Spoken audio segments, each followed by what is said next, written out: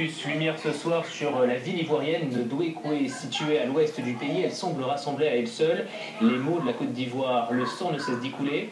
Récemment, une nouvelle fosse commune a été découverte. Alors pourquoi autant de violence? Qui s'oppose? Nous sommes rendus sur place. Reportage de Maureen Grisot. Attention, certaines images peuvent choquer. Au milieu des tentes calcinées, cette femme est sous le choc. Le camp de Naïbli est dévasté et à l'extérieur, sous les yeux des autorités, des jeunes hommes qui tentent d'échapper à l'incendie sont pourchassés. Plusieurs dizaines de déplacés ont disparu ce jour-là, certains après avoir été emmenés par des militaires ivoiriens. Beaucoup de rescapés ont eu peur de parler, d'autres n'ont pas été entendus. 3 mois plus tard, c'est un témoignage anonyme qui a alerté les autorités et c'est la présence de la caméra qui les convaincra de se déplacer. Un paysan recruté sur place creuse sous les yeux des policiers, des gendarmes et des militaires ivoiriens. L'opération est supervisée par l'ONUCI sous haute sécurité. Après avoir déblayé plus d'1 mètre de terre et une épaisse couche de branchage, soudain, l'homme perd ses moyens. Le pied, c'est le pied qui est là. Voilà, c'est les doigts. Non, c'est confirmé, c'est un pied. Voilà. Ça, c'est un pied humain, c'est confirmé, c'est que... Tous sont surpris et choqués par cette découverte. Le lieutenant Bamba prend des précautions pour la nuit. Si un grand nombre des militaires en poste au moment de l'attaque ont été mutés, les assassins pourraient ne pas être loin. Si on laisse que quelqu'un vient, il peut enlever le corps puis il n'y a aucune trace. Voilà. Le lendemain, c'est le procureur adjoint de la région qui mène l'enquête. Seules les autorités locales sont autorisées à assister aux fouilles. 3 heures plus tard, un agent municipal appelle du renfort. Bon, viens avec les bâches. Il y a déjà 6 corps qu'on a tirés dans le puits. Les cadavres sont transportés par ce tracteur, à peine emballés dans des sacs poubelles. Des familles sont déjà sur les lieux à la recherche de leurs proches.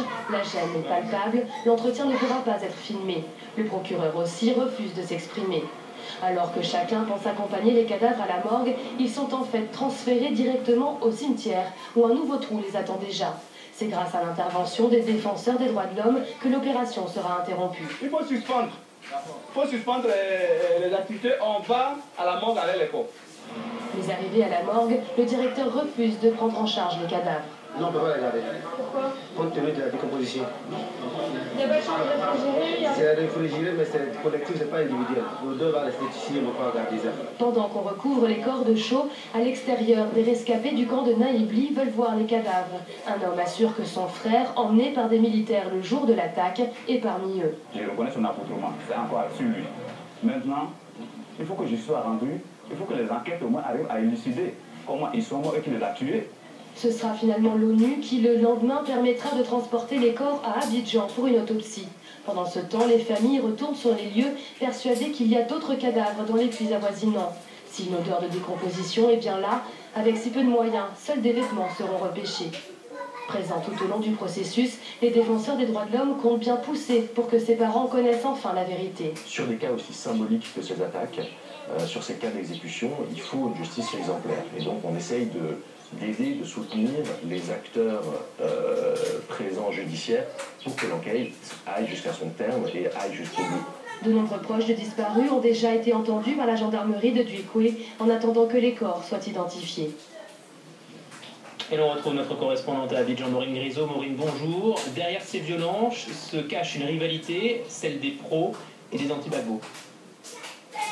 Alors c'est vrai que Douékoué symbolise vraiment la défiance qui résiste entre les populations considérées comme pro-Gbagbo et pro-Ouattara. Douékoué, on s'en souvient, c'était il y a 1 an et demi, des fosses communes attribuées aux forces républicaines de Côte d'Ivoire lors de leur descente sur Abidjan, des fosses communes avec des personnes considérées comme pro-Gbagbo qui auraient été exécutées. Et donc aujourd'hui on retrouve un nouveau charnier et voilà, on se rend compte que les tensions persistent entre les communautés. Naïbli, ce camp de déplacés, c'était entre 3000 et 5000 personnes dont l'ethnie est proche de Laurent Gbagbo, mais a priori seulement l'ethnie parce que ces personnes-là n'étaient pas forcément des supporters politisés de Laurent Gbagbo, mais c'est en tout cas à la vision des autorités locales, notamment des FRCI, qu'il est considéré comme des supporters fervents de l'ancien président ivoirien. Et donc voilà, encore une fois, Douékoué illustre bien les problèmes qui persistent entre les vainqueurs et les vaincus de la crise post-électorale. Maureen, quelle a été la réponse des autorités à Abidjan après la découverte de cette nouvelle fosse commune à Douékoué? Alors, pendant le tournage, j'ai quand même eu l'impression que les autorités d'Abidjan n'étaient pas au courant de ce qui était en train de se passer. La FIDH, Florent Gel, qu'on voit dans le reportage, a alerté le gouvernement, notamment le ministère de la Justice, un ministère qui semblait ne pas savoir qu'il s'agissait d'une si grosse affaire, 6 cadavres dont la mort pouvait être attribuée à des militaires ivoiriens. Et alors, Abidjan a réagi immédiatement, a interrompu l'inhumation des cadavres. Le soir même, le ministère de la Justice a publié un communiqué sur la télévision nationale pour dire que toute la lumière serait faite sur ces cadavres, sur ces exécutions. Et grâce au concours de l'ONUCI, on a pu ramener les cadavres à Abidjan pour une autopsie. Mais c'est vrai, voilà, on s'est rendu compte qu'au niveau local, il y avait des dysfonctionnements, peut-être aussi une peur de découvrir la vérité sur ces morts. Et aussi un manque de moyens qu'on voit dans le reportage, où voilà, on trouve des cadavres et on ne sait pas comment les prendre en charge. C'est impossible de pratiquer une autopsie de cadavres dans l'ouest de la Côte d'Ivoire aujourd'hui. Un dernier mot, Maureen, sur la réconciliation, cette fameuse réconciliation en Côte d'Ivoire. Où en est-on ? Alors tout le monde dit que la réconciliation passera par l'ouest de la Côte d'Ivoire et on voit bien que si, l'instruction est encore en cours, mais si effectivement ce sont des jeunes qui ont été tués par des militaires ivoiriens il y a moins de 3 mois, la réconciliation va avoir du mal à prendre vraiment effet. La commission réconciliation a encore du mal aujourd'hui, 1 an et demi après sa création, à vraiment agir pour cela. Mais la réconciliation passera par la lutte contre l'impunité et par la justice.